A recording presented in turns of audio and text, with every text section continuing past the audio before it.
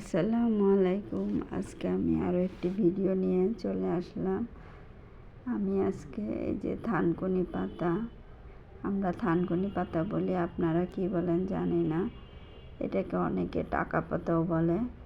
এই যে এটার ভর্তা বানাবো, তা আপনাদের সাথে শেয়ার করলাম। আমি পাতাগুলা ছিঁড়ে নিয়েছি, আর পাতার যে ডাঁটি সেটা ফেলে দিয়েছি। এখন ভালো করে ধুয়ে পরিষ্কার করে নিয়েছি।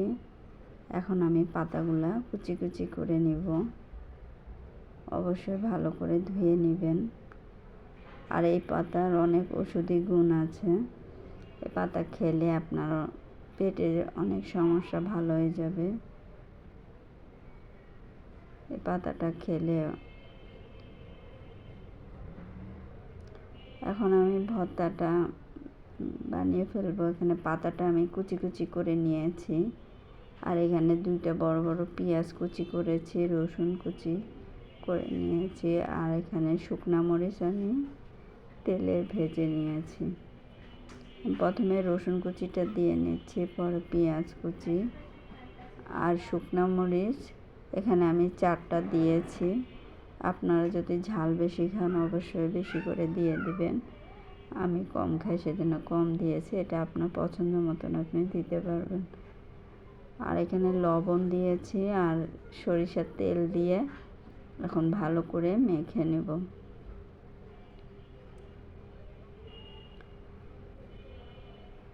এই ভর্তাটি গরম ভাতের সাথে খাবেন, অনেক ভালো লাগবে, খেতেও মজা হবে।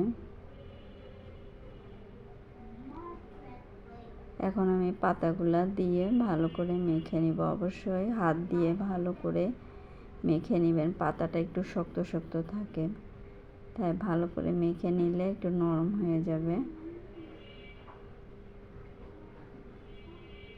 অনেকে বলবেন হয়তো কাঁচা পাতা কেমনে থাকে। এটা কাঁচা পাতায় এভাবে ভর্তা করলে কোনো গন্ধই লাগে না। এরকম করে বানিয়ে খেয়ে দেখবেন। আর এটার অনেক ওষুধি গুণ আছে, সব গুণাগুণ বলা সম্ভব না। অবশ্যই আপনারা খাবেন এটা বানিয়ে, গরম ভাতের সাথে পরিবেশন করবেন। হয়ে গিয়েছে আমার থানকুনি পাতার ভর্তা। কেমন হয়েছে অবশ্যই বলবেন। আর ভিডিওটি ভালো লাগলে লাইক কমেন্ট শেয়ার করবেন। ভর্তাটি দেখে এখনই আমার খেতে ইচ্ছে করছে। আপনাদের কেমন লাগছে জানি না।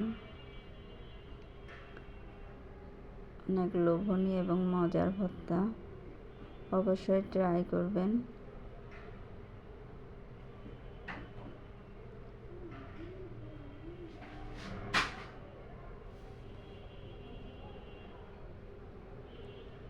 সবাই ভালো থাকবেন, সুস্থ থাকবেন।